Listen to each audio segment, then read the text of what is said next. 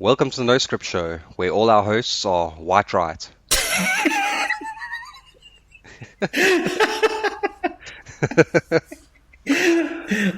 Yes, welcome to the No Script Show, gang. But just for the record, Bianca, Reboa Setswana, Reboa Sesotho, Reboa Sekgowa, Reboa Afrikaans, but we do not speak fluent white right, you crazy lady. Jeez.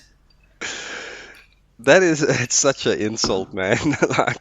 For those, I mean, I guess we're going in on this because that's the real reason 90% of the new people to the show are going to be listening to this episode. So like a teenager in the back seat of a car with his girlfriend fumbling through the bra, we're just going to go right for it. We're going to go for the meat and potatoes of this episode. So yeah, okay. So maybe you should just explain for those that don't know what actually happened this week, because it seemed like you had a really good week. You posted a selfie on Twitter, and suddenly Twitter went fucking bonkers. Yeah, that was pretty interesting. Yeah, so basically what happened is, I can't even remember because I don't even follow this lady. Somebody in my circles commented on this or replied to this. So it's not like I follow her actively in any way or form. It's just somebody commented on it. But there's a lady, and by now her name's pretty public, so whatever, we can mention it on the show. Bianca van Wyk. She is your stereotypical, very sensitive, left-leaning, white liberal lady, apparently some sort of business coach, which makes me question her strategic acumen, but never mind. And she's got that profile, fluent in English and sarcasm, no prejudice, please. It's really beautifully flowery. So an upstanding member of society. Truly. And she even got this lovely profile picture, all that. And by lovely, I mean it looks like it's out of 2010 MySpace, but whatever. And so basically what happened was she quoted a tweet of Ernst Roots, who was discussing farm murders. And she said, if you want to know why these tragic deaths from 2010 are being shown now, Ernst Roots and at Ernst Roots, by at Ernst Roots, and why people are being asked to retweet, go to 10 minutes into the video for the membership call. Why use the 2010 incident if there are so many recent attacks? Why not just ask for support? So the implication here is that it's all about the money, which I don't see why an voluntary civil society can't ask for money in the middle. I mean, it's literally what they need to do their jobs, right? Yeah. Watch a YouTube video. Find me any major YouTuber who doesn't do an advert for something in the middle of the video. Yeah, listen to our podcast, okay? Seriously. I mean, yeah, it's almost. I mean, she's happy to pay taxes to help causes for the government, but when AfriForum asks for some money to help a cause that you feel strongly about, then it's a freaking problem. No one's forcing you to join AfriForum. Exactly. So I quoted her tweet and I said, "Hi Bianca, AfriForum helped my kin in the Baralong tribe when nobody else would. Now kin meaning family or tribe that you are related to. I'm from the Bakatra tribe, and the Baralong are a related tribe." But wait, why are you using such high English? We're getting there. I'm adding the context. The Baralong, Bakatla, Bafokeng, they're all greater tribes in Setswana culture that you belong to, sort of like the 12 tribes of Israel type thing. In Setswana culture, if you know your history, you'll know that you belong to one of these 8 tribes and there's sovereign totem animal. But yes, whatever. And I said when nobody else would, because they helped them in a case from a hostile takeover by Ace Magashule. So yeah. So, and then I said, also, I put 10K bounty out for anyone that can help bring the farm murderers of Jules Stobbs to justice. What have you done? P.S. Speaking of 2010, MySpace called, and it wants its lame Avi's back. And that's where she fucking stepped on the wrong snake. Because then she went, your kin, Wotan? Today? Ha ha, laughing face. White guy with a black with a white guy with a black guy as an avi has no room to talk. Focus on getting the lingo down before handing out advice, white boy. As if the word kin was the fucking mayonnaise of words that black mouths cannot stand the taste of the word kin in our mouths. That's so racist. Like, that is like the epitome of racism. Somebody tell Snoop Dogg he's white now because he uses the word kinfolk all the fucking time in speech and raps. And this is the part that actually annoyed me, right?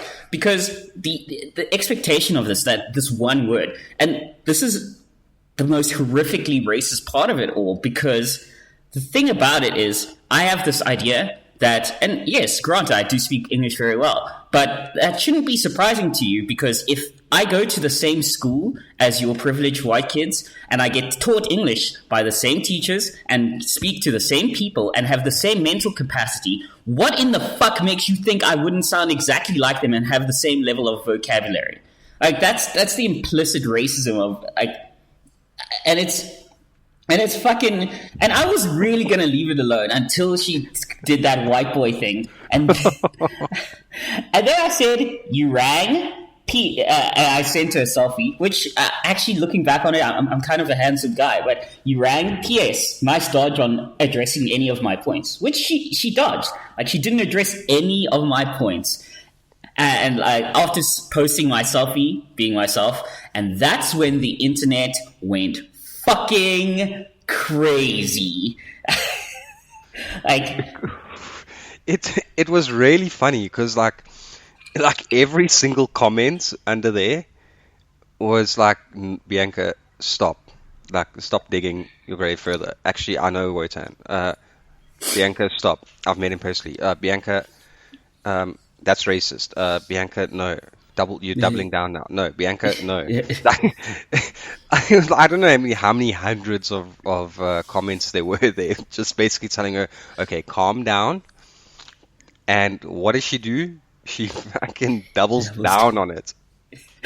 That's where it gets even better. My apologies. I got this wrong. Wotan is a black guy. My assumption was based on his podcast and the company he keeps. Before she even said that, she doubled down after you sent the selfie, and she was... Oh, wait, yeah. Yeah. And then she said something like, well, I don't know if you have the tweet in front of you, but... Nice try, but I did a little homework, and your YouTube channel speaks fluent white right. I'm sorry.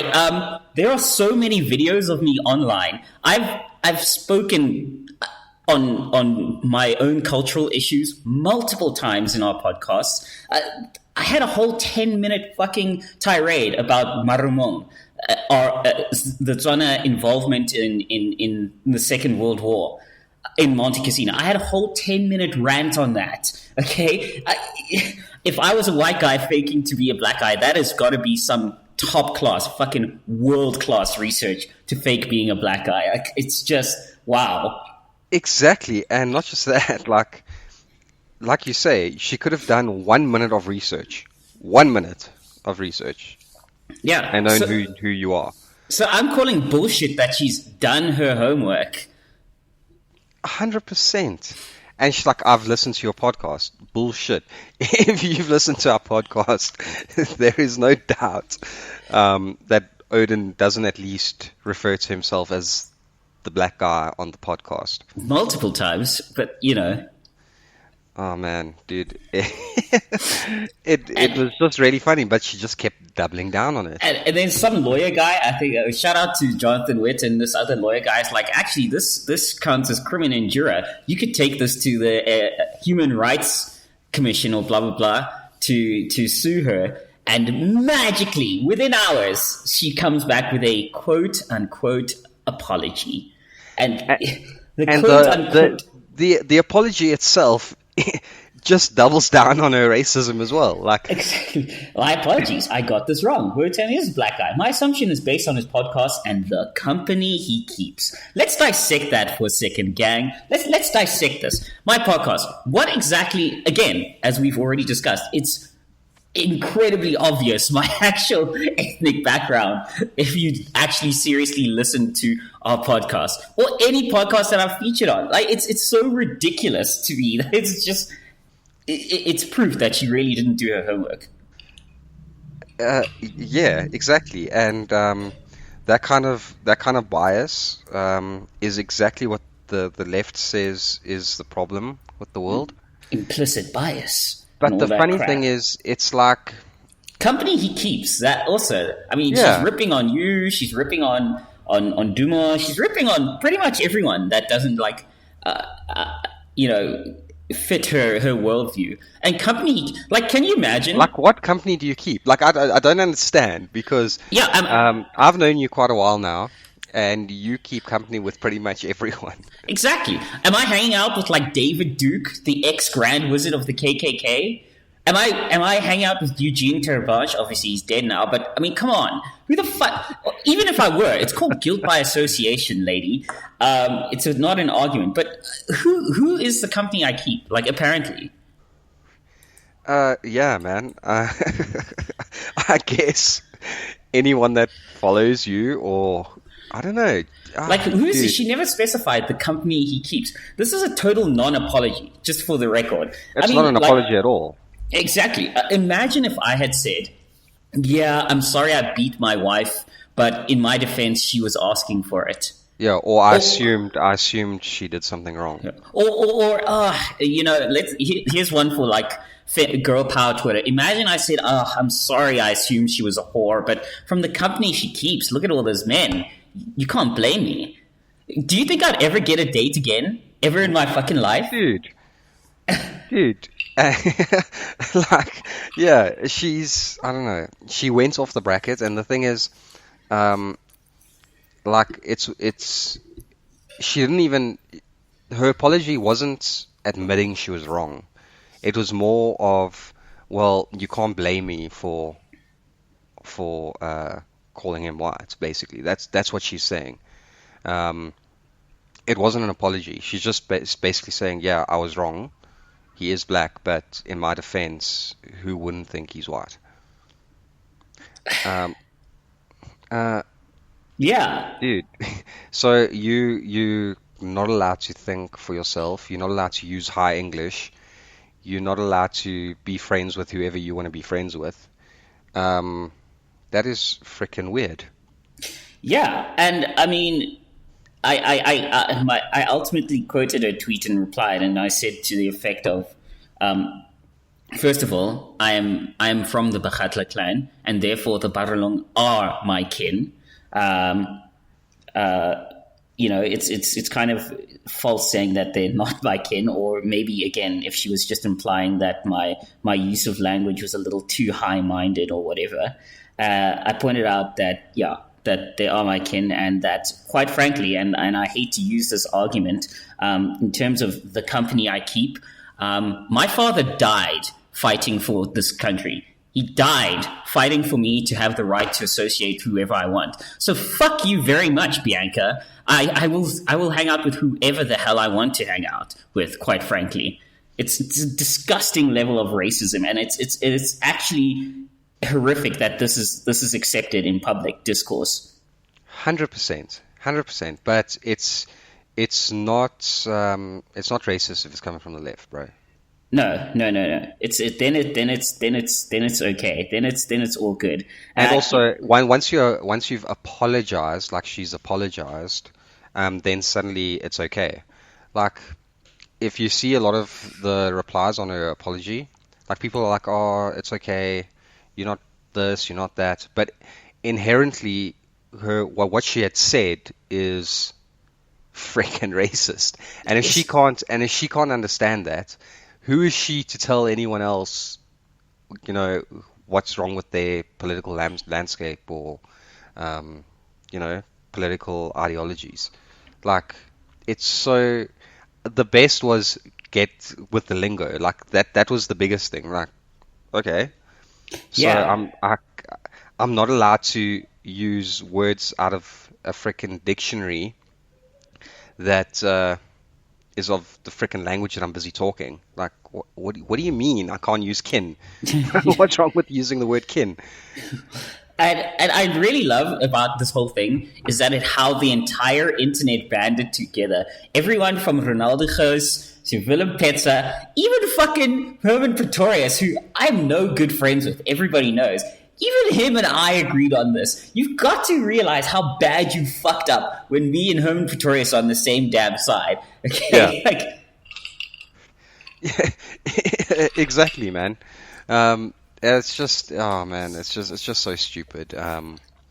But you know, it is what it is. But if you have to reverse what she said, um, you could basically then also say that she shouldn't be part of the left or the far left, which I think consider she is, yeah. because a white person can't then be on the left. Like, come on. And then I saw the debate kind of went into, oh, well, I think it was that Jimmy guy Oh, we'll get to him in a second. started saying, that classical liberals are generally white. Okay, hold on. Quick question. And I've got this question. I hope he hears this. Jimmy, I've seen your girlfriend. She's fine as fuck. Why the fuck are you simping for this old white lady? Like, who? Like, dude, what is going through your... If I was your girl, I'd dump you. I'd dump your ass. Nobody simps this hard for somebody he has no sexual interest in. Like, this dude, Jimmy, is just dead set on dying on this hill for Bianca. I'm like, bruh, come on. You got a girlfriend. She fine as fuck. Like, this is not a hill you need to die on. Yeah, dude. And like, I think I said that to you as well. Like, her apology wasn't really an apology. She didn't want to apologize. The only thing is she had to say it because she was on a frickin' hill that was on fire, and she had no choice. But it wasn't really an apology. So, Yeah. what a weird week, man. It was weird. Oh, and the cream of crop was just all the memes that came up. Like, the goose, like, basically photoshopped my picture into being a Nazi. Like, he like photoshopped a Hitler mustache on me and like a Nazi armband, and then somebody else like photoshopped me like my head on top of like an Afrikaans guy with his kortbroek and like That was the it's just like... funniest one, bro. That was the funniest one. It's just like random photoshops of like what reality is, what Bianca sees. It's just like the memes. And then for me personally, and also shout out to people like Quinton and Ian for sale who are just pointing out the problem is your confirmation bias is still fucking racist. She's like she tried to. She's like, oh, okay. But the highlight for me was, I don't know if you've ever heard of a guy by the name of David Webb. Yes, Yes. I think most people know old David Webb. Well, at least us white rights know David Webb, apparently. David Webb. And the funniest thing about this is that she tried to play it off like I'm some far-right Nazi. And I was just like, I'm like a mildly center-right libertarian. Like... mildly center. But anyway, David Webb chimes in. Wait, first of all, people who don't know David Webb, before we tell what David Webb chimes, but so David Webb is a black reporter slash host on news television, I guess, in the US, and he was being interviewed, or someone was interviewing him, or he was interviewing her, a black woman from CNN, and they were talking about privilege. I think they were talking about privilege, and he was saying, well, he's worked really hard in his life to get where he is, and he believes in family values and working hard and doing the right thing, and then she chimed up and said, well, you can't really comment on it because of your white privilege. And he's like, sorry, what? I'm black. I'm not sure if your staff told you, or you obviously were not prepared for this interview, but I'm black. And the way she backpedals from that point was just hilarious. But it's exactly the same thing. It's basically a carbon copy of what happened with you. Yeah, basically. So he chimed in, and he said something to the effect of, "Can you balance me here, Bianca? Like, where do you get off? Basically acting like this." And he quote tweeted the radio clip where he says he's black, and it's just it was amazing to see this, and then it made it into the Rational Standard, which was also just amazing. Yeah, that was quite a funny article if you read it. Yeah, I'm not going to spoil it for everyone, but you really should see that article. Yeah, I think it was Jacques Jonker that wrote it. So check it out on the Rational Standard. It's pretty good. Yeah, but it just goes, and I think we were chatting about it as well. It's this instance is just the bigger issue in politics right now. You're not allowed to be an individual. You have to be put in this freaking weird box. You have to talk a certain way. You have to do all these things. And if you don't, then you white. It's the classic Joe Biden, you ain't black. Yeah, exactly. And how sad is it that you are not allowed to be an individual? It's fucking sad, dude. It's insulting. It's like I like to be good human about this, but there is seriously a dark underside to all of this, and it's just it is basically sad. telling you you're not allowed to be an individual. You're not allowed to think for yourself. And if you think differently to her, then there's something wrong with you. The $1 million question is how long it's going to take for all of her white knights to realize that the reason she was mad at me is because I didn't act precisely the way she expected, meaning that the minute that any of them do the same, they will be ousted. And conversely, they all love her because she acts a certain way. And therefore, they're stuck in this disgusting, horrible relationship with each other. So good luck to them. Yeah, man, it's so sad, but it's probably because all your white rights company brainwashed you, and just. I knew it. I knew I didn't like whiskey on my own. I think that's why we are friends mostly, is because we both drink whiskey. It's got nothing actually to do with politics. I'm sipping on some Highland Queen right now. Actually, maybe too early for me to have whiskey. I haven't had a drop all week, so although maybe it's because we identify as frat right. Maybe that's what she got wrong. Oh yes, exactly. But I don't think she even knows what the frat right is. And it'll be very difficult to explain it to her because we'd explain it in high English and she wouldn't understand.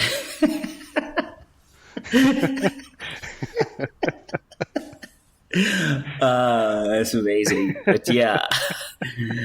Oh shit, that is absolutely amazing. But yeah. So that Highland Park you're drinking, what Highland Park are you drinking? No, Highland Queen. Oh, Highland Queen. I wish it was Highland Park. Highland Queen. So how are your alcohol stocks right now? Not super great. I'm down to a couple of bottles. It's not looking great. Let's get into that before we get into anything like tech related or whatever. Let's get into our social. For those of you who don't know, South Africa is now like a full-on prohibition paradise in that tobacco is outlawed, alcohol is outlawed, curfews from 9 p.m. till 4 a.m. Did I miss anything there? I don't know, but the nice thing about the curfew is that you can start partying at 9 and you only have to leave after 4. Nice. Yes. So, I mean, there are some advantages. I just like to have the choice on whether I want to leave. But, the thing is, like, if somebody comes over to Netflix and chill, and it's like past 9, it's like, well, it's past 9, you're gonna have to stay. Like, it's just exactly. So there are pros, They are Can you imagine? But that's the ultimate indicator, right? Like if a girl comes over to Netflix and chill, she's like, "Oh no, it's after 9." I'm like, "I got you. I know what you're here for." The problem is, what if you don't feel like Netflixing and chilling and it's after 9? Like maybe you're just being nice, so that. That's why I have a spare bedroom. In that case, I'll be like, "No, you're sleeping in the other bedroom." Yeah. I'm very religious.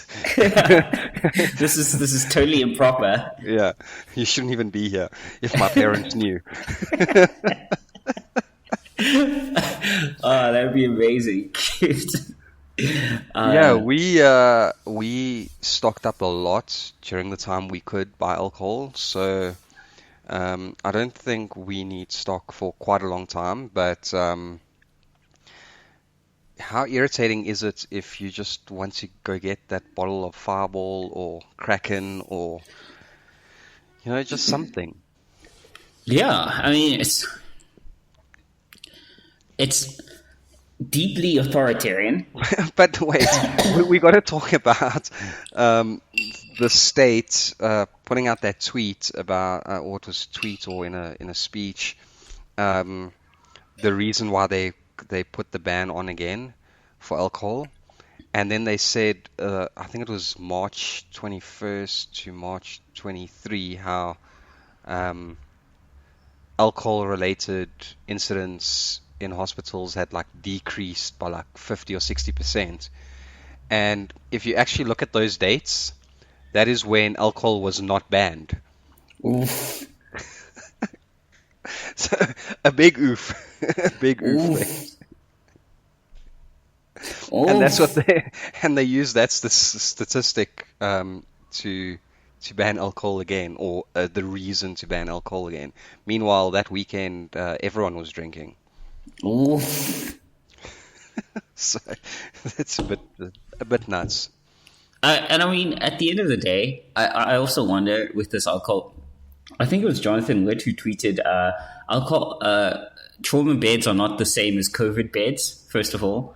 So Yeah. I question how legitimate that excuse is. And let's be honest, it's not a legitimate excuse. And secondly, I just think, like, do you not realize people are going to buy alcohol anyway? Do you not realize that people are going to get hurt home brewing in a number of ways? Yeah, exactly. I mean, if prohibition worked, then we wouldn't have drug addicts. Exactly. Like, come on. And there's nothing better at the end of the day just to have one glass of whiskey, chill Put your out, have feet a glass up. of whiskey. Not everyone goes nuts, and that's the problem as well. Is it's why I say we in this society where everyone's in these freaking weird boxes is because we need to be punished for the few that do wrong, right? It's the same as guns. Just because there are some bad people with guns doesn't mean that all people with guns are bad. You know, like, come on. Yeah, and I mean, it's speaking of guns, I'd like to do segue for a second to talk about guns. More specifically, our sponsor for the day. Have you ever thought, I wish there was a society that fought for my right to bear firearms and protect myself in South Africa? Well, guess what? There is. They're called Gun Owners of Society, aka GOSA. GOSA have successfully gone to court time and time again to protect your rights to bear firearms. Why would you want to bear firearms? Well, because, the government doesn't give a fuck about you, quite frankly. And firearms are the most succinct way to protect yourself. I'm not even a huge guy, and I could probably overpower most girls that I know. But you know what I can't overpower? A couple of 9mm rounds to the chest, okay? So, if you care about your safety, if you care about your society, I would strongly urge you to be armed. And in order to help you be armed, I would strongly urge you to become a member of GOSA. Their monthly and yearly subscriptions are very low. You get a great newsletter and some great entrance to some events. Seriously, check them out today. Google GOSA, Gun Owners of South Africa. And they do freaking good work. Yeah. They are always fighting for gun rights.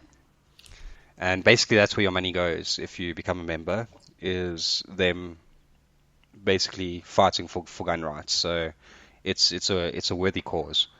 And I don't care if you don't believe in guns for self-defense. I'm talking for guns for anything, whether it's hunting, self-defense, sports shooting. It's important that we all stand together, whether you use a firearm for self-defense or not, that we don't take each other's rights away.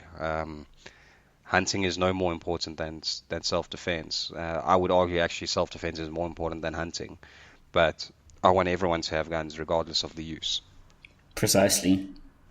Yeah, so as you were saying, with the alcohol, like one of the reasons people go insane is because they're being denied that stuff, by the way. Just a heads up. Yeah, and also the ones that are ending up in hospital and causing problems are probably the ones that are still drinking now during the lockdown or finding a way to get alcohol. I don't think that banning it is going to change how someone drinks. They're just going to find a new way to get it. That's all. More expensive, and yeah, you just funding this black market, losing out on taxes, which is also freaking retarded. The states complain that there's not enough hospitals, there's not enough beds, they don't have money to do that, but they're willing to forfeit taxes on alcohol and then still want to bail out SAA, but they don't have money to build freaking beds. Yeah. It's so dumb. Well, I mean, like I said, I did tweet. Did you know some estimates say it only takes about 5% of a population to overthrow a government? Not that I'm suggesting anything, guys. For legal reasons, that's a joke. But, just keep that in mind. Yeah, dude, and it's also very interesting to see how many U-turns people are making on Cyril. I'm seeing that a lot more now. A lot of people that were like, even with my friends that are big supporters of Cyril, are finally getting to that point. Are they all white liberals as well? Because Cyril is like the king of white liberals. Most of them are white liberals. So, yeah, dude, it's people are starting to see that he is still an ANC communist. And I don't know why they would think he'd be in the ANC if he wasn't. That's what I said. That's why I quoted Roman's tweet where and I wasn't doing it to riff on Roman. He's actually become pretty base. I'll discuss the morning shot in a second, but he tweeted this old article where like Cyril will be the rescuer of was it state-owned enterprises? I'm like, no, he won't. I never believed that for a second. To believe that Cyril would be any better is like you dating this abusive, cheating piece of shit boyfriend, then you break up with him and start dating one of his best boys and thinking it's going to change anything. Like, bitch, who the fuck do you think was driving the car while he was in the backseat getting a blowy from some other girl? It was fucking Cyril. 100%. 100%. And he was just also seeing all the mistakes that the person in the front seat was doing and found better ways to do it. That's just the thing. I always find it so fascinating, and this is where Bianca's bias comes in again.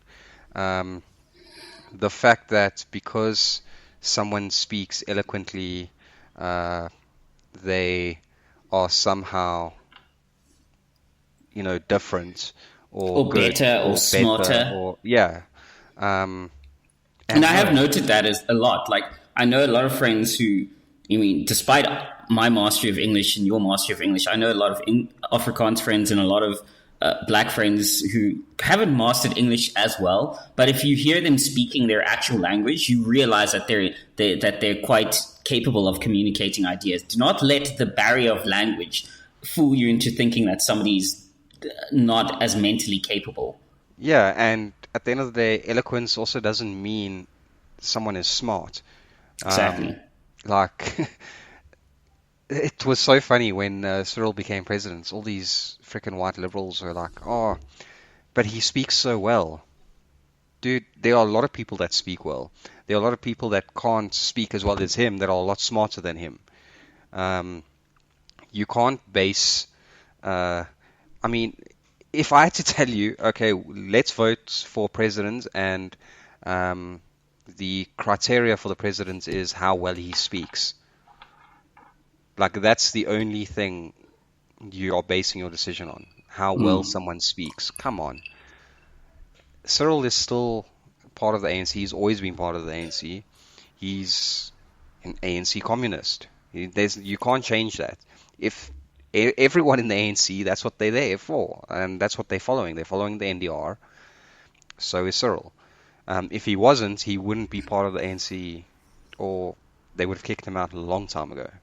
The greatest indictment against Cyril is that he inherited fat stacks of cash, and beyond small amounts of interest on that, he hasn't really expanded his wealth pool very much. I mean, yeah, he's a multi-rand billionaire, but he hasn't really expanded his wealth in any significant form beyond what he inherited. And that tells you just how capable this guy is. Yeah, but it's still funny because people are like, oh, but he's such a good businessman. And that, it may be true, but at the end of the day, he's still a communist. And communists have certain ideas for the economy. Whether he's a good businessman or not, that is, he's not going to suddenly change the ANC and, say, okay, well, we're turning into capitalists. Never. Right. Yeah. Fucking hell. Yeah, strange freaking week, man. Strange freaking week. Yeah, wild week. Speaking of wild and Twitter, Twitter nuked all its blue check marks. Yes, what happened there? I just kind of saw some things about that. This links into some of the tech stuff I actually meant to discuss this week. So Twitter basically nuked all its blue check marks. They couldn't tweet for a while because apparently there was some sort of security break, and they called it an incident. I'm like, bitch, this isn't an incident, okay? Calling this an incident is like calling Mount Everest a very tall hill. It's just, I'm sorry, you're kind of downplaying it here a little bit too much. So basically, some sort of security exploit occurred, and I believe I can't remember how many blue checkmark accounts, but there was obviously, and I don't have all the information right now, but there was inside involvement, which speaks to a lot of implications. Yeah. I don't have all the details, but there was inside involvement and ex-employee involvement. So basically a bunch of accounts got hacked. They DM'd a bunch of people. They tweeted some stuff like, for every, what is it? I think some of them were tweeting stuff like, for every 500 you send me, I'll send you a double back, so you'll get 1,000 or something like that. Yeah. And then apparently it was linked. That is the first biggest mistake for anyone who actually paid that. Is don't ever think a politician is going to give you money back. Bruh. Like, if you think a politician is going to give you money, then you deserve to be taken for $1,000, man.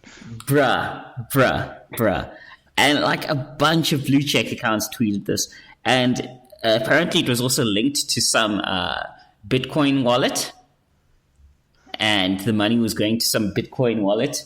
And it made a shit ton of money. I don't know what the last value of that wallet is. God only knows who that wallet belongs to. But they made a shitload of money. And then obviously there's the face lost in terms of the security of Twitter and all that. And then fucking Chrissy Teigen, John Legend's wife, this also links into Chrissy Teigen's account. She made her account private and deleted over 60,000 tweets, because apparently this also happened around the same time that a huge pedogate thing occurred, where some dude implicated a bunch of people in Hollywood and politics in a pedophile ring, and then, quote unquote, committed suicide.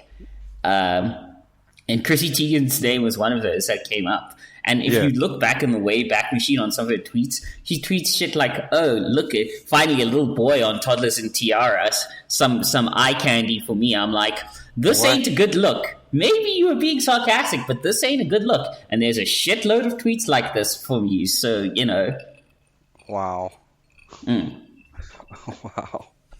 So yeah, Twitter's just been blown up. And I think those that are not necessarily security inclined or tech inclined, and how actually hacks happen and so on. The fact is, you can never. There's always someone that can break into Yeah, whatever website.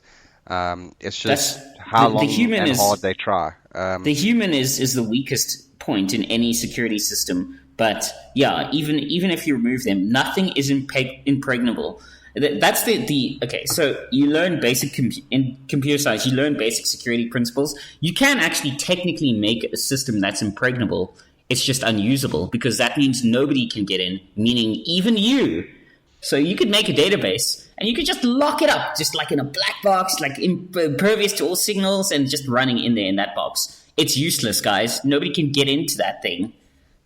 Yeah, and what people don't realize is like everything we do in society today, in banking, in uh, governments, in anything where it's linked to some computer, um, they do get locked down as much as possible.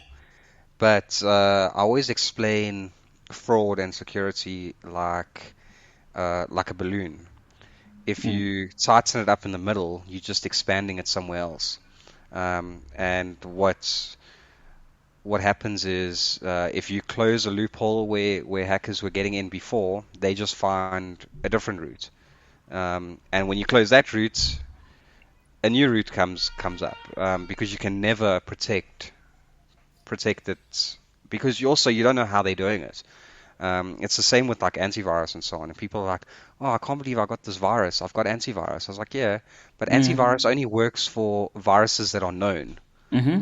Because you can't build an antivirus for something that hasn't even been developed yet. So most of the time, your antivirus is only protecting you against known viruses. There's nothing stopping me to code some sort of virus or Trojan that I can infect millions of PCs, and then once it's found, they'll be able to fix it. But I've already done the damage. I've already infiltrated as much as I can before they picked it up. So yeah, and just don't use stupid passwords. Always use and invest in a password vault for your PC that generates passwords for you. Because Yeah, if I you use don't know your LastPass. password, if you yourself don't know your password, the likelihood of someone else figuring it out is almost zero. So, there are tools. I use KeePass I'm a for pretty much LastPass everything. guy. And I've got different passwords for everything, literally everything. And I don't know a single password because it handles everything for me. Um, Exactly. so yeah, don't use stupid passwords. I hate it when people use their birth dates or like they'll put their name and then the year they were born. I see that so often. But that is also, I also blame the guys that are building the tech that are allowing people to make passwords like that. Like, stop people from making stupid passwords. Yeah, no, I agree. Like your password, and I guess this is one of the tech subjects. Your password policy that you set on your system does a lot for your security.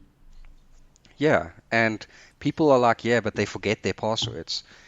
But have a password vault on your PC. That's all you I need. use LastPass, and it's on my PC. It's on my phone. I don't need to know a single fucking password that I Yeah, have. and you never need Generate to it. remember a password either. You Just just, I yeah, don't know it. I don't remember it. Generate the password, and we're done. yeah. Those simple things can keep you well protected. But also at the end of the day, we've got so many people that are building systems as well that store passwords in plain text. Like, Okay, I yeah, want, maybe you should explain the concept of storing passwords in plain text. yeah, so basically in plain text means somewhere on the system needs to know when you log in. So what it generally does is it may take a username like a username that you've generated or your email, and then you've obviously got a password attached to that. So when you sign in, it looks up in a database or on a file for your username and password. And if it looks and both of them match, then it allows you access into the system. But the problem with storing passwords is you don't want to store them in plain text, because if a hacker is able to get into the system, they can basically just copy and paste everyone's usernames and passwords. And what's really dangerous about that is a lot of people use the same password for multiple different things. So if you have signed up on some website and they get hacked and they save passwords in plain text, they're most likely able to get into your Facebook, into your email, into your pretty much anywhere where you have a username and password, because a lot of people use the same username and password for all their websites or anything that they sign up to. But essentially what we do to combat that is we do some cryptography on the passwords, and we create, sometimes in most cases it's a hash. So what a hash is... Or a hash with a salt. Yeah. But basically you cannot reverse a hash. So what happens is you put in your password in plain, and what the system does is take that password and then it hashes it to a new value. And that new value, generally you can't decipher it to go back to the original password. And all that websites do then is they store that hash of your password, and the next time you log in, it will take your password, hash your password, and then compare the hash to the hash that is stored. Again, that is only safe if the keys that are being used to generate that hash are stored correctly as well. And in most cases, those keys get encrypted as well. By the way, okay, so for the record, guys, a hash is something like a one-way mathematical valve. It's a one-way valve. It's like a way of... Yeah, it's a one-way valve based on a mathematical problem that jumbles up information in a certain way. And I was actually going to talk about private and public key encryption, if you don't mind. Yeah, sure. Let's do that. So basically, and you can chime in here as well, obviously. So guys, one of the biggest things... See, we are actually talking tech.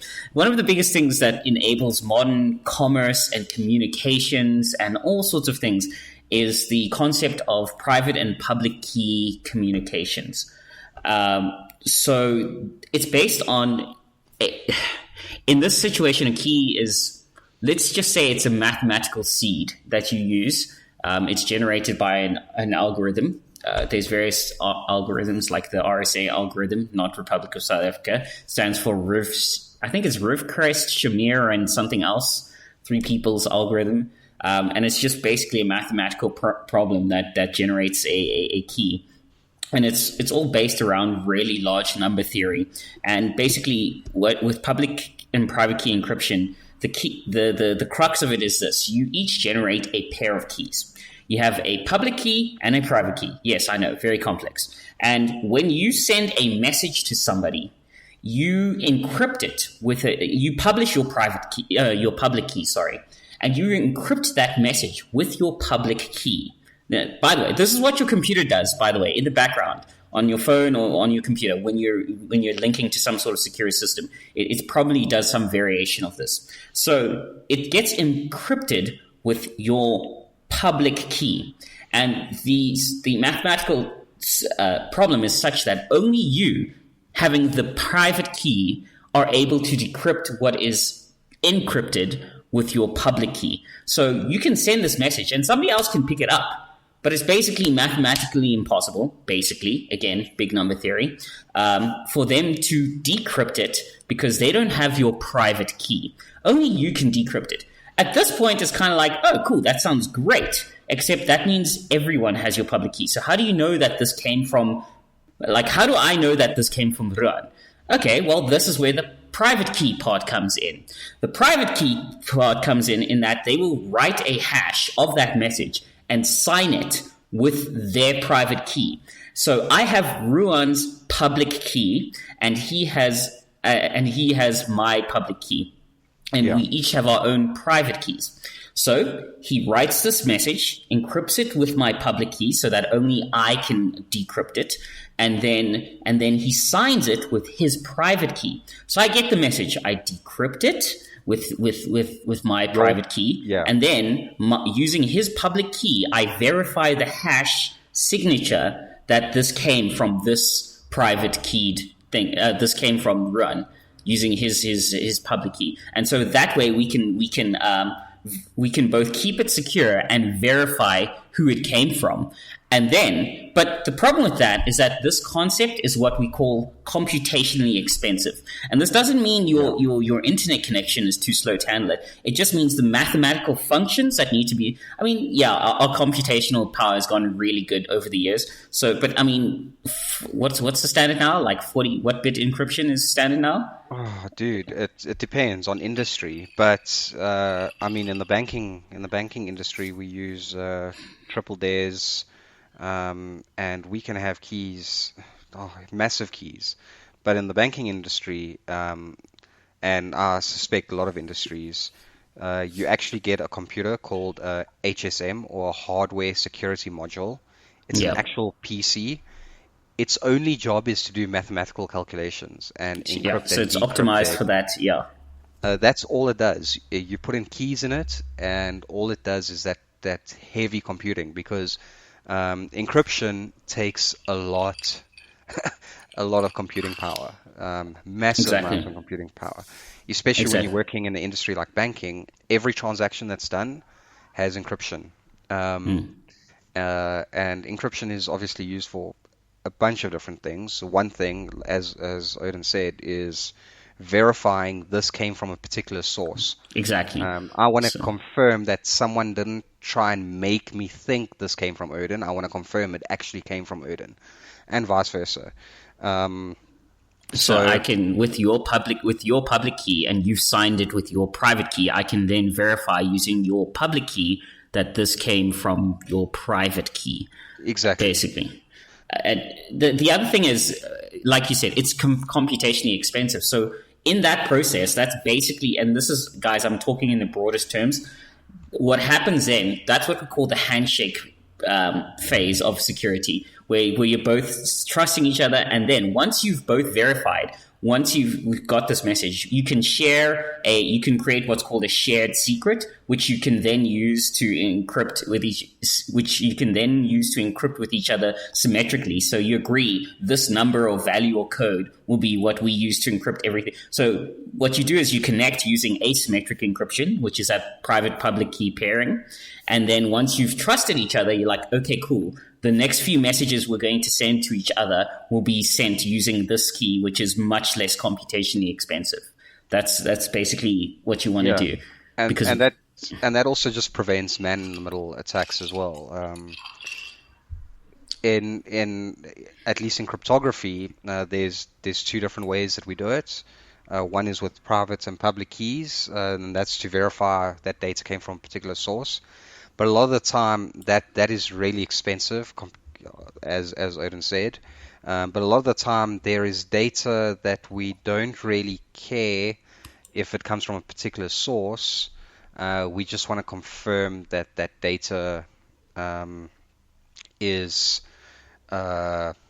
encrypted for whatever reason. For instance, a PIN in banking.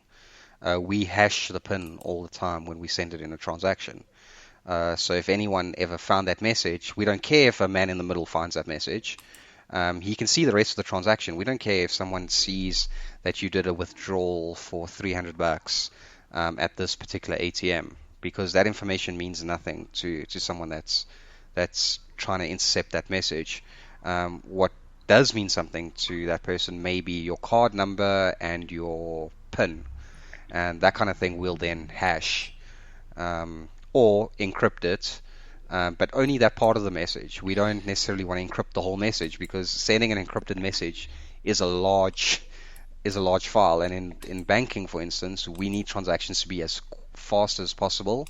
And if we're sending large amounts of data for every transaction, your transactions would take forever. So yeah, there's always different ways that we need to use encryption, but at the end of the day, they all pretty much work the same.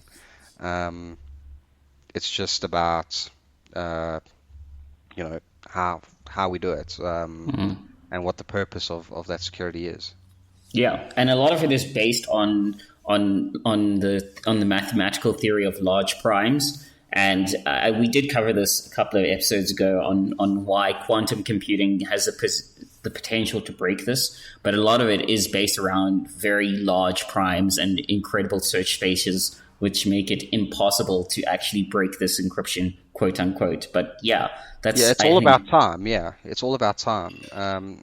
Anything can be broken and then unencrypted if with you enough really time. Tried. But the computing power you would need, and that's why encryption and the keys that we use a lot of the times is based on how many hours or days or years it would take for a machine to crack it. So when we get to a point where machines are starting to crack 32-bit encryptions within an hour, that is not the kind of encryption we want anymore. Then we need to increase it. We want to increase it to a point where it would take years to break to unencrypt it, or a machine to crack it. But by that time, hopefully you have a good key management system that changes your keys from time to time. In fact, a lot of my customers, they have keys that change on a daily basis. So some of their keys change every single day, even though these keys would take years to crack with the right computing power. Yeah, and I totally support that, actually. But yes, it's still it's an expensive thing. But all these guys, especially with Twitter, like, I know people are like, oh, but what about Twitter security? It doesn't matter what security you have. There's always someone willing and able to find some flaw somewhere, because there's always a flaw. When you close one flaw up, another one opens. That's just how security works. Well, I mean, and this is what I keep saying. It's just, there's always another way, guys. Like, that's, like you said, again, I can't add more. Like, there's always another way. The what we're aiming for when we say secure is that we're aiming for good enough, secure enough. Yeah. But yeah, like we say, it's just a never-ending battle. That's why we are always improving on security. And to be fair, the only reason we have security is because we have people that want to do fraudulent things. If the whole world were saints, we would never need a PIN for our bank card. We would never need any sort of security whatsoever. But unfortunately, we live in a world where people want to steal. So yeah, that's what happens. Yeah, and I think that brings most of the security part down to wrap. But I was thinking about another issue the other day, and one of the questions I get asked, and I'm glad we covered the computer science section first, because that was actually our wheelhouse. One of the things I get asked a lot is that if we have X, why can't we have Y? And that means, like, if we can. The best example of this is that we were able to drop atomic bombs before we could land on the moon. And what a lot of people don't understand is that while both of those are very high-tech achievements, they don't involve the same disciplines of science. And certain fields advance quicker than others. So one of the things I was thinking of particularly, because I've seen it come up in a lot of podcasts, like my favorite scientist, Isaac Arthur, did a thing on this, is space elevators. Because one of the things that stops us from really colonizing the moon or industrializing just space, like building habitats in space in orbit of Earth, is launch costs of things. And one of the things, aside from Musk's SpaceX, that granted, is bringing down the cost of launch costs. Is one of the things that could really bring things down is space elevators. It's literally just like, it could be anything from giant sort of tether counters. Because remember, at the end of the day, the Earth's still spinning pretty quickly. So we just can't feel it because it's so gigantic. But we could, in theory, build these giant sort of tethered elevators swinging out from the Earth and spinning constantly and being kept taut by the centrifugal force of the Earth. Yeah. So one of the things, and space elevators would be amazing because they would bring down launch costs. They would enable enhanced space tourism and all that. And the question that I get is, why can't we do that? Why can't we build that? And the answer to that is material science. And I mean material science as in, we're looking at graphene at the moment.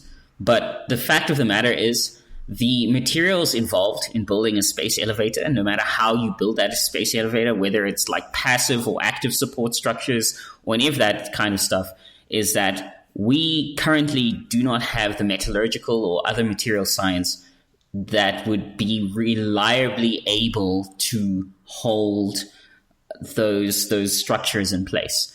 Without snapping, bending, breaking, all that. We can make some pretty tough stuff now, but we can't make it at economies of scale that would make those things possible right now. So what I'm trying to get across is that the other thing is that we have to remember is that when you look at a certain scientific endeavor, you have to look at the interdisciplinary nature of what it takes to get that done. And then the other thing I wanted to discuss was, which came up the other day, is again the whole AI issue. Is that I don't know if you guys know this, but there is such a thing as capped AI, and they're looking at this pretty seriously. So, like your robo dog that you want, that could be made real, because it is actually possible to create AIs that are sort of capped at a certain level. When people think of AIs, they think of AIs at an absolutely super high level, superhuman intelligence. I'm like, that doesn't necessarily have to be the case. You can make an AI that's just dedicated to being the best bee it can be, so that's one of the roots of AIs. And the other thing is with AIs is that people forget that when you see a very advanced AI, like there was, I don't know if you saw this, there was that one AI that beat all the StarCraft players. Oh no, I haven't seen that. I do follow a guy that builds AIs for games to see if they can learn and basically demolish any game. But yeah, I haven't seen that. But yeah, they made this, I think it was a Google deep learning thing, that it beat a bunch of StarCraft champs. It beat them on low ground, because in StarCraft 2, if you're on the low ground, you're fucked. There's no strategy that helps you out when you're on the low ground. And it just demolished these people. And people are like, oh my gosh, this is just unbelievable. This AI is going to take over the world. And I'm like, no, it's not taking over a game.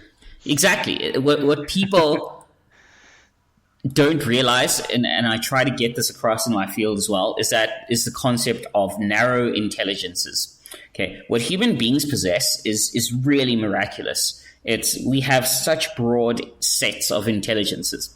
So yes, you could make an AI that's amazing at StarCraft. You could even make an AI that flies, an F-22 jet just amazingly. You give it this objective, take this thing out, take out this, establish air superiority, all that crap. Brilliant. But it doesn't understand that it has to report back to its general.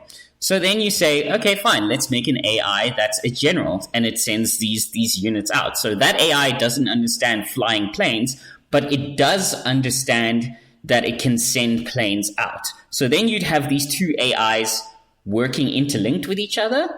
So the general AI sends these units out, and these jet AIs go out and target whatever. But neither of them are fully aware that they're in a war. So a human pilot is aware that it's in a war when it reports back to when they report back to their general. That jet AI isn't aware, even though it's brilliant at its job and is better than the best pilot in the world. It's not aware that it's in a war. So in order for them to work together, you'd have to invest a great amount of oversight in linking these AIs to work together. And technically, the end result could be the same in that they take out this target and they win this war. And you could have humans do the same thing. But the difference is the humans know of each other. They're aware of themselves and each other. And that, like, we're still very far away from the concept of seeing anything that's true self-awareness of I'm here, this is my place in everything. And that's the real super AI. For the most part, AI is only as smart as what it's been programmed to learn. Because essentially AI is self-learning, learning from a mistake, but it needs to know what a mistake is. It needs to know what it's supposed to be learning. And it's only as good as the information it's given, number one. It's like, I don't know if you've watched IBM Watson on Jeopardy. Yeah. Same thing. IBM Watson can't do anything but understand English, and understand how a phrase is phrased, and understand human language, which is incredible for an AI. But it knows nothing. It will and can never know how to punch someone in the face. Exactly. IBM Watson doesn't understand image recognition or object irrelevance. And it's not been programmed to be able to understand that stuff anyway, or learn that kind of stuff. It's been programmed to learn and study books, and it's only as smart as the amount of information they pump into it. And AI serves a whole lot of different purposes. You can have an AI that all it does is see banking transactions come in and start figuring out, well, at this time of day, on this month, on the first Tuesday of every frickin' month, we have a high volume of people doing something there. So I'm going to start managing how much money we send to those ATMs on a Monday so that it's ready for those guys on a Tuesday. And basically learns behavior, or it can serve any purpose. But the thing with AI is a lot of the time it needs to make a lot of mistakes before it starts making the right decisions. It needs to learn, I do something this way, oh no, that's the wrong way. Let me try a different way. And over time, the more it's bumped its head, the smarter it gets, because it kind of learns what it needs to do. And that's where AI becomes really incredible, because if we could simulate stuff in AI to figure out a problem, we know that the AI can probably do it at a rate of 10,000 times faster than what we can. And it'll learn it and give us a result pretty much immediately. And that's what's powerful with AI. Yeah, and I like what you said about bumping its head, because, again, one of my favorite science podcasts is Isaac Arthur. He gave an example of a robot nanny, where if a kid is sitting with the robot nanny and the kid says, well, I want that deer outside the window, like a deer is sitting outside the window grazing or whatever, standing outside the window. An example of AI bumping its head would be, and I think I've discussed this before as well, is that the robot could say, okay, fine, but my programming is to keep you safe. So I'm going to keep you here. I'm going to walk outside, and I don't know how this thing acts, so I'm going to kill it. So the robot nanny walks outside, breaks this thing's neck in plain view of the child, and then brings its still warm, limping body into the house for the child to have. Technically, it just obeyed the child. But watching that robot break that deer's neck is probably going to be pretty traumatic for little Susie or Jimmy, and it's just... Yeah. So that's an example of bumping its head. It's like, oh, yeah, that would be a bad thing to do. Yeah. Yeah. But actually putting it in simpler terms, it would actually first try and get close to the deer, and when the deer runs away, it will realize, oh, wait, if this deer comes back, I can't approach it like this. I need to approach it from a different way. And then it'll approach it from a different way the next time around, and then the deer still runs away. And then it starts figuring out what it shouldn't do to get the deer, before it's even learned that it shouldn't even bring the deer into the house. Even better, yeah. So the crux of what I think we're trying to get across here, guys, is that, for those of it, I mean, obviously you being in a more security aspect, but people need to understand that, yes, there are some very impressive things that AI can do and will do, but there's still a lot of limitations, and there's still a hell of a lot we don't understand. Yeah, and for the most part, like we say, it's very innocent. I mean, I know there was that project where Facebook created a AI that could start talking to people, and then they built, or they just duplicated the AI and let the two AIs talk to each other. And like by the end of the day, they had their own language, so no one even knew what they were speaking about. Oh yeah. So they had developed their own language during that time, and people like freaked out about it. And yeah, it is something to freak out about because you don't know what they're saying to each other. But they can only talk to each other. There's nothing else they can do. Literally, they were built to communicate to each other. They can't like start a war. Yeah, they can't like hack into the US missile defense system and launch some shit. Like that's not going to happen. Yeah. So yeah, don't be scared of AI. Well, not now at least, but I think in the future there may be some real consequences. Yeah, I mean, there's real consequences to every tech. I mean, we weren't even sure nuclear bombs wouldn't ignite the atmosphere when we started igniting them. There was a theory that they might ignite the atmosphere and kill us all. We ignited them anyway. So I'm not saying don't care about the risks. I'm just saying every new danger, every new thing comes with existential risk. Like every new major, we have now left. I would say post 1945.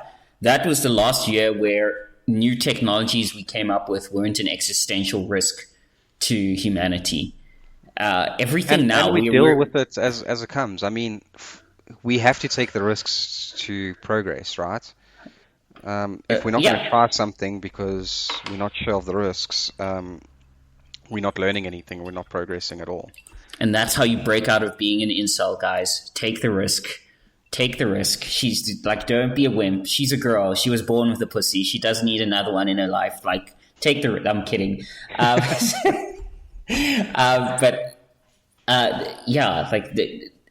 mean, everything we develop now is an existential risk. Like the power systems we develop now, we have now reached a point where everything we develop now is now big league.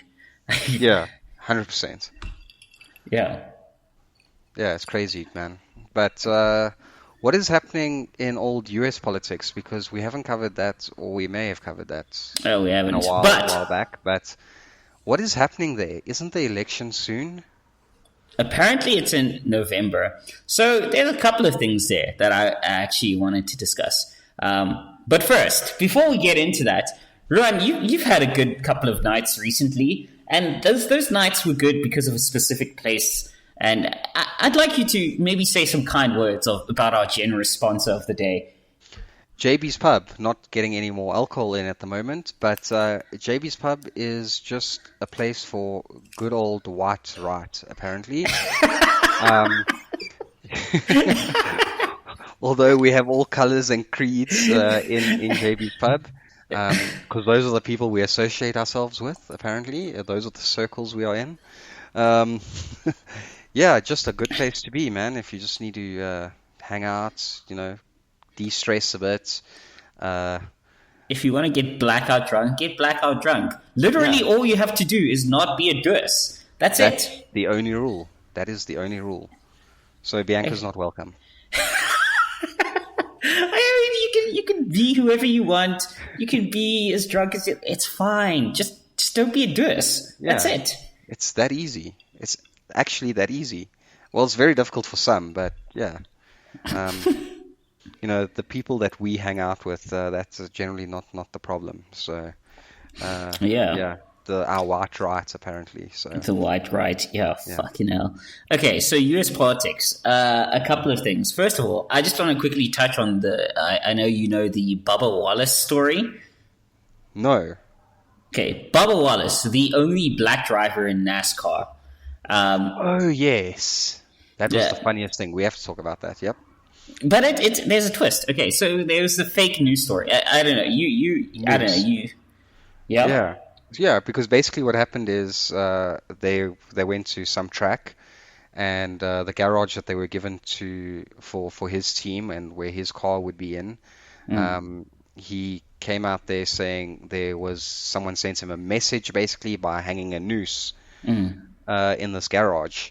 And mm. the FBI came and it was this whole big thing because it was a racist story. Meanwhile, every single garage had one of those for many years, and it wasn't a noose. It was to put your hands through to pull up the garage. Right. So pretty much all of NASCAR did that whole lap of glory behind him, like to back him. Yes. Yeah. So Bubba Wise doubled down. He yanked it down. He's like, no, that was a straight up noose. Just straight up noose. Okay, dude.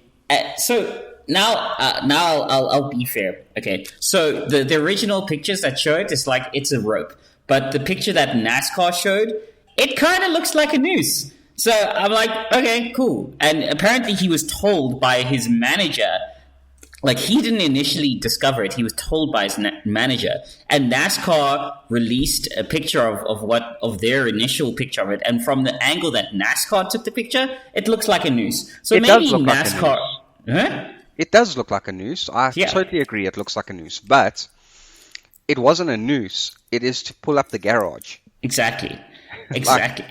And eventually, weeks later, when the story's gone cold, Bubba Wallace comes out and he says, oh, okay, so I guess it wasn't a noose, and I'm glad that it wasn't a noose. Good for you, Bubba, finally coming out and saying that it wasn't a noose. But it wasn't really cool of you to double down in the heat of the moment, dude. Like, that wasn't... So the reason I brought it up was to be fair to Bubba and say he did eventually come out and say, I'm sorry, it wasn't a noose. I admit that. Like, I think, but I'm like... Dude, this is weeks later. This is kind of like, what? after all those TV interviews, Yeah. after the whole thing, the whole parade, after everything.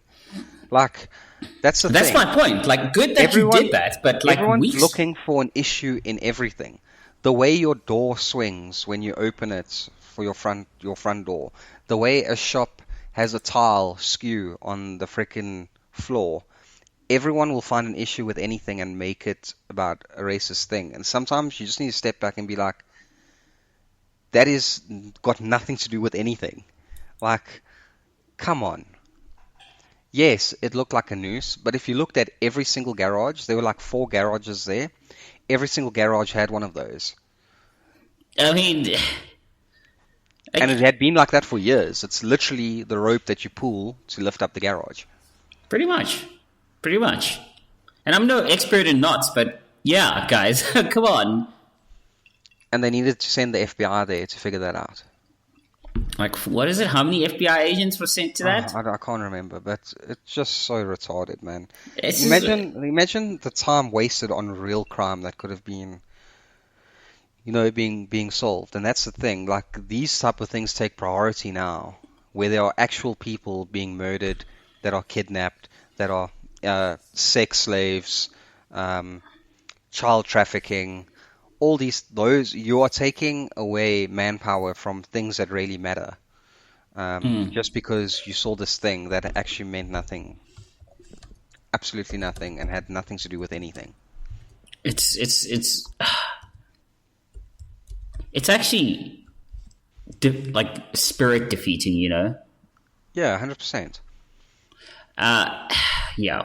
So yeah, there's that. And okay, so let's start with the various things topic before we get to President Trump versus Donnie from Queens. Bill de Blasio, the mayor of New York. Got word. He's painted this Black Lives Matter mural outside of Trump Tower, right? Oh yeah, on the street. Yeah. I think I saw that. Yeah.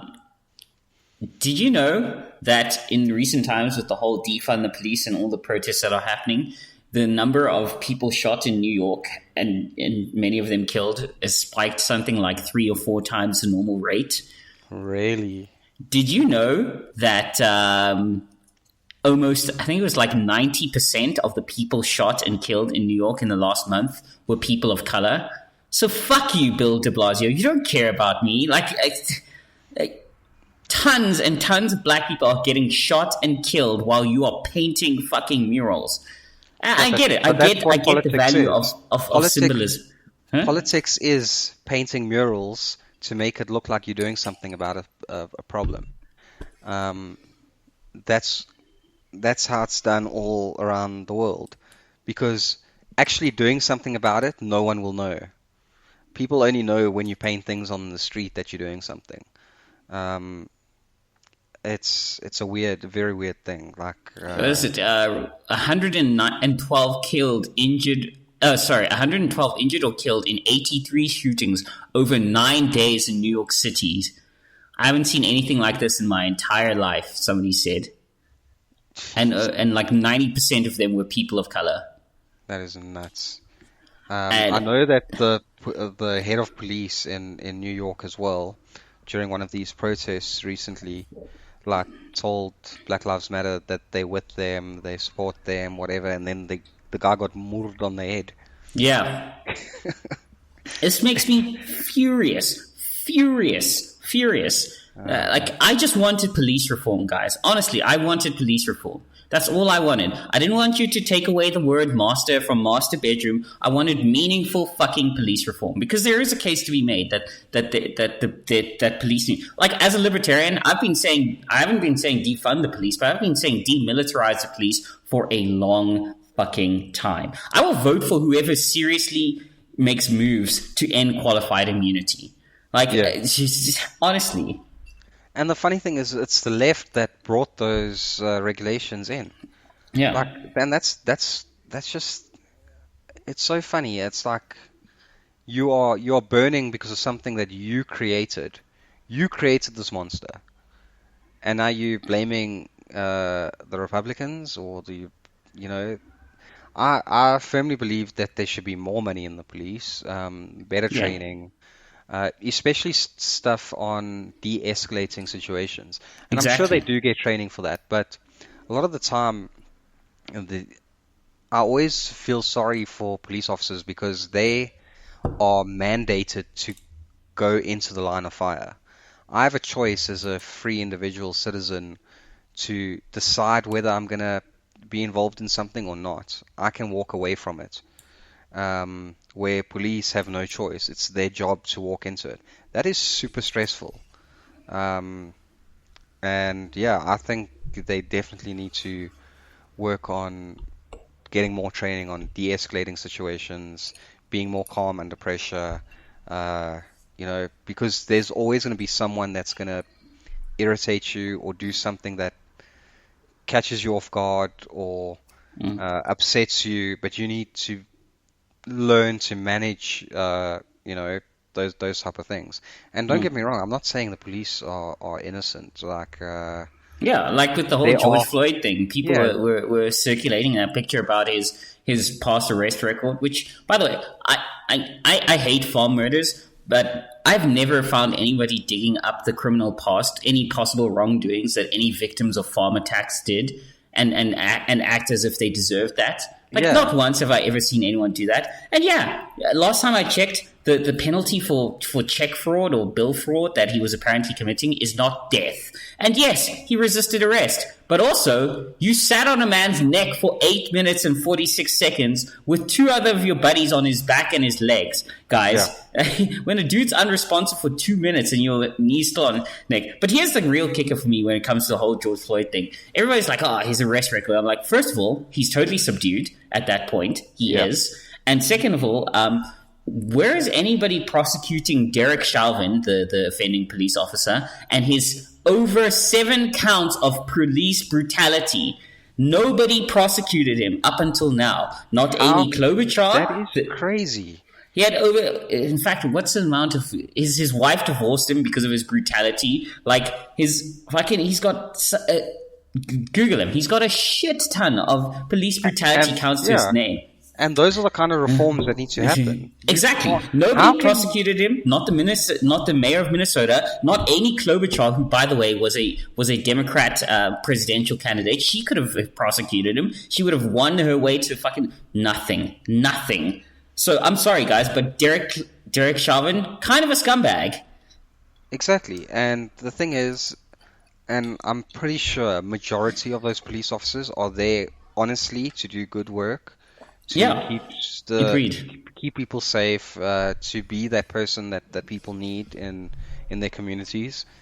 Um, and yeah, you can't blame them when the system has actually created this person that should have never been there in the first place. And by the way, the point of justice, even if somebody does have a criminal record, the point of justice is that if they've served time for that shit, it no longer applies to them. Yeah. Like, it's, Yeah, you've done your time. But yeah, that police officer should never have.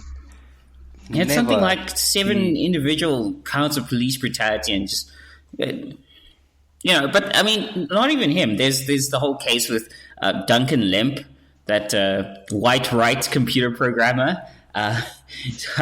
He was killed in his bed, like in a no-knock raid. They decided his guns were now illegal and he didn't want to hand them in, and so one night police ran up on his house and killed him in his bed. Breonna Taylor, I suggest you Google her. She was also killed in a raid in her bed, sleeping. So I'm sorry, I don't buy the argument if you're not doing anything wrong, the police aren't going to hurt you. That is utter bullshit to me. I'm sorry, I don't. And that's on the other end of the scale as well. We also have to realize that why it's important for us as citizens to have firearms is Exactly. If the state ever turns on us, part of the state is the police, and guess what? They've got firepower, and if you don't have firepower to protect yourself, You're fucked. in that kind of situation, you are screwed. And yes, there are a lot of bad people. Like people say, there are good people that do bad things, and there are bad people that do good things. Yeah. And it's the same in the police. There are bad people in the police, just like there are bad people in every sector of society. It doesn't matter where you are. If you're in a room of 10 people, one of those people are probably bad. Yeah. So Yeah. So let's. to suggest that the whole police force are these tyrants is really uncalled for. Yeah, that's the part of the libertarian movement I don't agree with. Like, all the police are pigs. Guys, this is why people don't like libertarians. Like this kind of stupid juvenile shit. Like, yeah, a lot of them are there to do good, honest work. It's just we always only see the bad apples because the bad apples are the only ones that are ever on the news. So exactly. I believe we need a police force. To the degree of what their powers are, I'm not sure if I like that, but we do need a police force. And yeah, man, I just hope that they can get better training, better reforms. I mean, we're very quick to talk about the American police. Our police are a fuck up, a massive fuck up. If you see the things that are happening in our own country, but no one's protesting that. No one's like, if there's one place that really needs reform, it's here, man. Oh God, Our police yes. have way too much power here and get away with way too much. Well, okay. Okay, that's that bit. But let's maybe lighten it up and talk about President Trump versus Donnie from Queens. President Trump is Donnie from Queens. That's his Jekyll and Hyde suit. There's times where he acts like President Trump, and then there's times where he's just being Donnie from Queens. Yeah. So President Trump recently, well, not that recently, 4th of July, gave this speech near Mount Rushmore. At Mount Rushmore, and he talked about,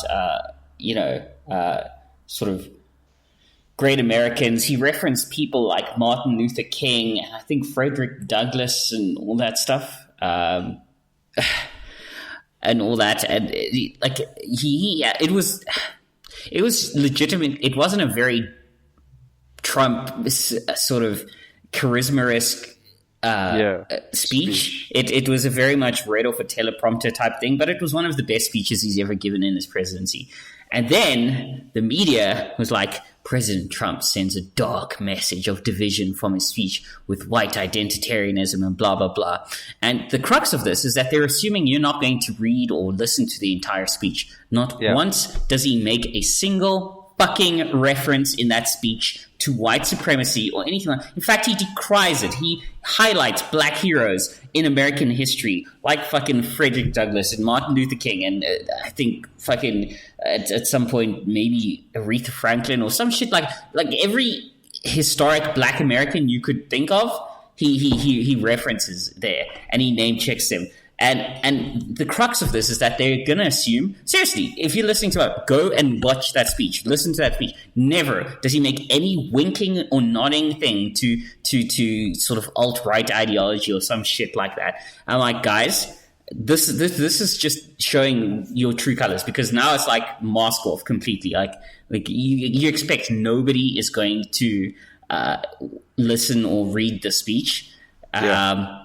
Yeah, no, there's no But like you see, what. it's very what do you call it? What they're doing is they know that most of their followers are not going to actually go read it. So it's to their advantage in any case to say stuff like that, because they're getting an anti-Trump message out there, and their followers are believing that message without reading the article or reading the speech. So the people that actually will go listen to the speech are the people that probably don't trust the media. But the ones that are following the media in that sense trust the media. So they're not going to do their due diligence. They're just pulling pretty much a Bianca van Wyk on the crowd. Yeah. That's precisely right. And so that kind of really annoyed me. Honestly, I was just like, this is just such blatant, like, dude. It happens all the time, man. It happens in our media. It happens in all media. Talking about media, what do you think about News 24 now creating subscription service? Well, allow me to drop a quick wordsism here. If I was going to be paying for a blowjob, I'm going to expect Jenna Jameson to suck my dick. I'm not expecting my high school girlfriend with braces to suck my dick, because that's going to be fucking horrific. Okay? Like, why would I pay for absolute trash? By the way, my high school girlfriend, I didn't have, like, any girlfriends till, like, the end of high school, Mom, in case you're listening. I'm expecting, like, the top tier of head. Like, I'm expecting this lady to suck my soul out through my dick. That's the level of fucking journalism I'm expecting to pay for. News 24 is like the fucking, I don't know, it's the fucking Weet-Bix of journalism. Like, there's technically something there, they but just Ramaphosa mouthpiece. Like, that's the thing, right? It's so irritating. Like, just be honest. Like, stop beating around the bush with shit. You are still gonna get eaten. Just, frickin' give us real news. And that's the thing. Like, a lot of the time, in fact, pretty much everything on News 24 these days is not news. It's just opinion. I don't know why they don't call it Opinions 24, because that's essentially what it is. Yeah, it's. And there's no frickin' way I'm buying a subscription to News 24. No way. Like, dude, come on. Dude, I mean, it's I like how they phrase their tweet, like News 24 will join the ranks of the top news organizations around the globe now, asking for a subscription or creating a subscription service. So just because you're creating a subscription service now, suddenly you're part of this elite news organization. Like, come on, man. Yeah, I mean, that is so So I can pay you to spit in my face. It doesn't mean it's going to be good. Yeah, exactly. Okay, but I mean, okay, sorry. Just to pull back to US politics for a second, okay? That was the one presidential Trump thing. The other presidential thing he did was actually sign a executive order that reforms a lot of police things like chokeholds and shit not being allowed as like the default way to de-escalate shit. Which I'm like, yeah, maybe after we've seen a bunch of people die from that shit, maybe it's not a good thing that we keep doing this shit. And like he actually did some presidential shit in those two instances. And then he had to be Donnie from Queens because he's always going to be Donnie from fucking Queens. And then he had to go be Donnie from Queens. First of all, he finally put on a mask. Have you seen the thing with him with a mask? No. It is funny. Like he called himself the Lone Ranger or some shit. I'm like, dude. Fuck, he can be weird. Donald Trump is a phenomenon, bro. He's just, I don't know, man. He's a good source of laughs as well, man. It's just like the weirdest thing. Him calling himself the Lone Ranger with that. But the real Donnie from Queens thing is that he had to tweet out. It was actually fairly recently. I am the ultimate member of the Book of the Month Club. First, I have low-life dummy John Bolton, a warmongering fool violating the law. He released massive amounts of classified information and an NDA in order to build a badly needed credibility and make a few dollars, which which will end up going to the government anyway. Next up is Mary Trump, a seldom seen niece who knows little about me, says untruthful things about my wonderful parents who couldn't stand her and violated her NDA. She also broke the law by giving out my tax returns. She's a mess. Many books have been written about me, some good, some bad. Both happily and sadly, there will be many more to come. Okay, Donnie, like this is him going Donnie from Queens. You do not need to do this because John Bolton wrote this tell-all book. First of all, I don't like John Bolton. I'm a libertarian. I actually think he's a fucking warmonger. And he's a coward. He's a draft dodger himself. He admitted he's a draft dodger from Vietnam. Okay, so like I have little respect for somebody who's pro-war, who's never been to war themselves. I'm sorry. But anyway, so Donnie from Queens goes on this whole fucking rant about John Bolton and Mary Trump. Dude, you are the president of the United States. You do not need to go on this. Like, I go on rants. I do shit. I do dumb shit. But I'm never going to be the president of the United States or any other country for that matter. It's okay for me to do that. It's not okay for you to do that. This is the Donnie from Queens segment, by the way, guys. Like, John Bolton writes this tell-all book about Donald Trump. It's like, oh, he said all this wild shit with Z and Campson. And I'm like, what, really? Donald Trump? Yeah, the guy who's been in the public eye for decades will say anything to get what he wants done? Good God. That's just amazing. Yeah. Like, what? The best move for him in this situation would be to just say fucking nothing. Let it go. Ignore it. Yeah. But because he's such a pugnacious human being, I swear to God, if a dog shat on the White House lawn today and he missed it, in 10 years' time, he would still hunt down that dog and squirt water in his face because he's that pugnacious. Oh man, it's been a wild ride, dude. Like I also find like really strange, like the 70-year-old man, president of the United States, was the one that brought the presidency to Twitter. Like, it's so weird that on both ends of the scale, he's just so different to anything that's ever come before. And it's actually pretty refreshing and funny at the same time. But do you think it's going to change the way people in the future are as presidents? I don't know. Like, it's obviously working for him. I wouldn't see why other politicians don't start becoming like that. I mean, you're starting to see Twitter wars between politicians on Twitter. That was never a thing, ever. Now it's okay. It's just a new Hold on, era. I'm looking something up for this take real quick. But yeah, continue. yeah, it's just this new era of technology and frickin' Donny from Queens and how politics is going on. Yeah, dude, so strange. Yeah. Okay. So my take on that is there's a specific. Okay. Cool. Adam's blessing was carved into the state dining room in Metal. Hold on, I just want to find this quick. This is why we need a Jamie.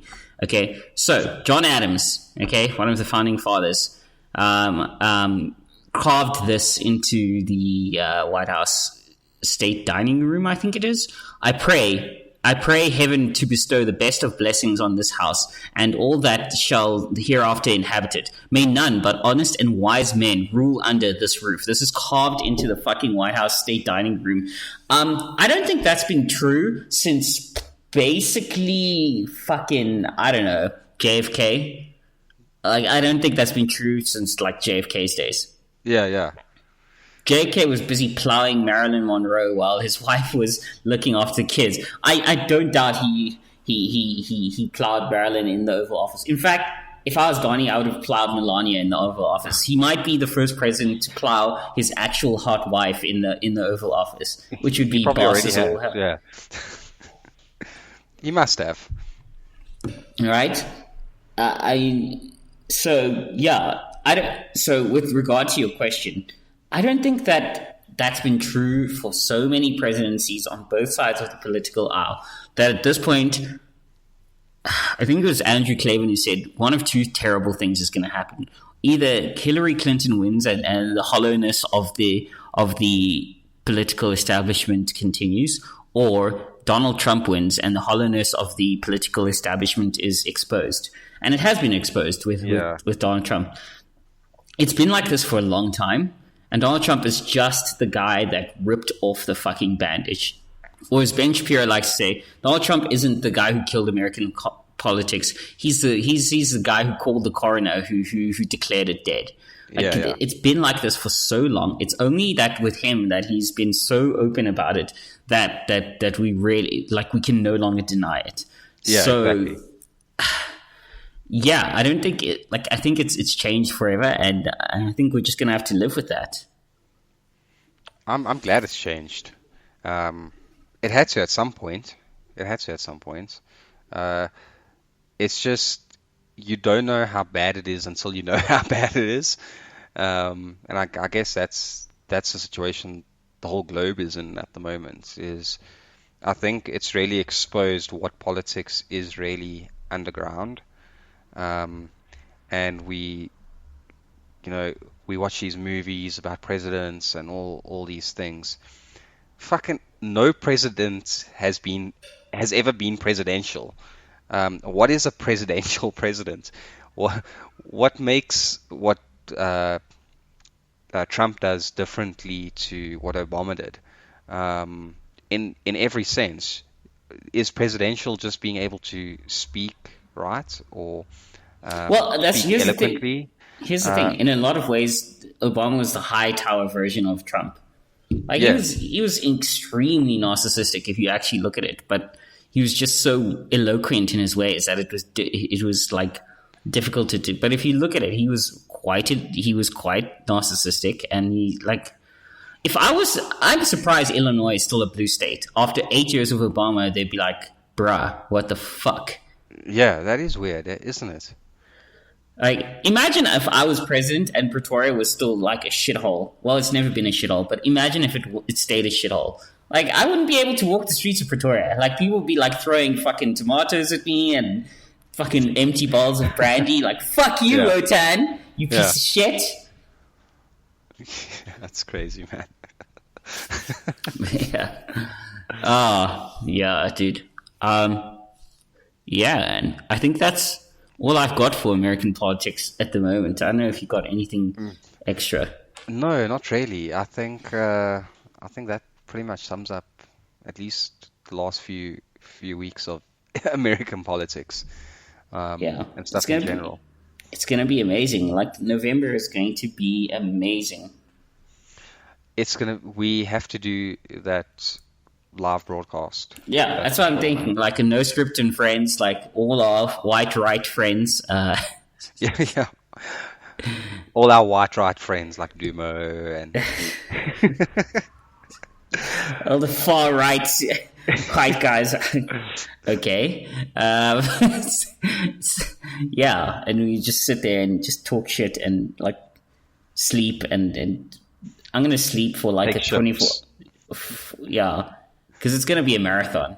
Yeah, I agree. Because we got to see as the numbers start coming in, really, until like it's I coming. really hope Malcorp Media just memes the shit out of that stream because that'll be amazing. 100%, man. Yeah, Yeah. let's do that. I think that's a plan. We definitely have to put that time out to cover the US politics. It's always a fun time of season. Yeah. So yeah. Anyway, yeah. Actually, we forgot to point out where the. Oh, by the way, thanks to @ClockworkZA, he put out this. I just checked Twitter. Do you know who Dr. Diona Harley is? She's some philosophy lady that Joe Emilio interviewed last night, and I like quote tweeted the interview. I was like, I've got time tonight, I'll watch. Plus, she's kind of fine. And then, I know. And then and then this morning afterwards, I was like, hey, Dr. Harley, I'm not a comedian, but you're welcome to come on our show. She's like, I'm happy to. Just DM me when you'd like to set it up. I didn't actually expect her to respond, but she did. So oh, cool. I don't know. I all the respect in the world to her. She actually looks like a consummate professional, but she is kind of fine, low key. Yeah. So Any excuse to slide in DMs, I suppose, for you, eh? Dude, come on. Like, honestly, I told you, one of these days, we hit 1 million viewers, I'm leaking all my fucking DMs. Like, it's just like all of them. All the nudes, like everything. I'm just going to put that out there. Just for Scary the lawsuits coming after that, bro. but don't worry, you'll at least have 1 million followers, so you've got some people to back you up. Yeah. So, yeah. And then, so there's that. And then shout out to @ClockworkZA, who I've in the process of this put out a cartoon of my interaction with Bianca. Check it out, based on a true story. Right now. And the glory of this is that he got like my stubble and my hairstyle sort of down, glasses, cigar, got the little no script logo on my jacket. It's amazing. Perfect. This is some amazing art. So yeah. Oh, Bianca, why did you have to put your foot in it? Like she stepped on the wrong snake that day. No, it's fine stepping on the snake. It's when you continue stepping on the snake that's the problem. Like, you know, you don't step on the snake and then continue stepping on it while it's biting you. It's just retarded. Right? Like, I don't think she expected that whoop back. Like, I was like, no, fuck this shit. You're not gonna step on me like this. I think she just honestly thought you were white and thought she'd be really clever in exposing you. And why she even thought that was a good idea. But it just comes down to the fact that she didn't want to answer your frickin' questions or any of your points. So she had to, have something else to talk about. And thought she'd be very clever in exposing you as white. But yeah, shame. And she does business coaching, and I don't know if... I'm not sure I would want business coaching from someone that makes decisions based on assumptions. Yeah. So that's not good for business. But yeah, that's us for the week, and I think we can. You can catch us at noscriptshow.com. Myself at WotanZA and Ruan at Rue VD Walt. Yeah, and there's a Discord channel where we mostly talk shit and just play video games. And yeah, laugh about memes. That's pretty much it, really. Yeah, so join us, I guess, if you want to. The frat right is there as well. Um, frat right / white right. We are there. Just a bunch of far Founder. right-wing bros. Yeah, founder being this white right Odin over here. Just literally all we want to do is be left alone, have a couple of drinks, and have a good party. But okay, that's It's okay. It's okay. Yeah, have some fun with us. Please share our socials and to your friends and family. Like, let's actually get more listeners. I think we should start punting that. I think so, because I mean we're not asking you to pay for our Patreon, but if you could sort of proselytize for us, that means be a missionary for us. By the way, Bianca, if you could sort of convert people to be no script friends and fans, that would be great. Like, that's all the payment we need, really. I think like that we put this effort in. Like, all the payment and joy we need is just tell your friends about us. Like, punt us a little bit. That's all we ask. Like, we're not asking you to pay like for the whatever, or buy our coffee or our mugs or whatever. Like, we don't care. Like, we just want you to proselytize a little bit for us, and that's it. Yeah, 100%. Yeah. Well, dude, thank you for a lot of fun today, because actually this whole week was fun because of you. You should post selfies more often. I should. And then we will always have Had something some to speak selfies. about. But yeah, man, thanks for the chat. It was fun. 100%, bro. I'll catch you on the flip side. Cool, man. Cheers. Cheers.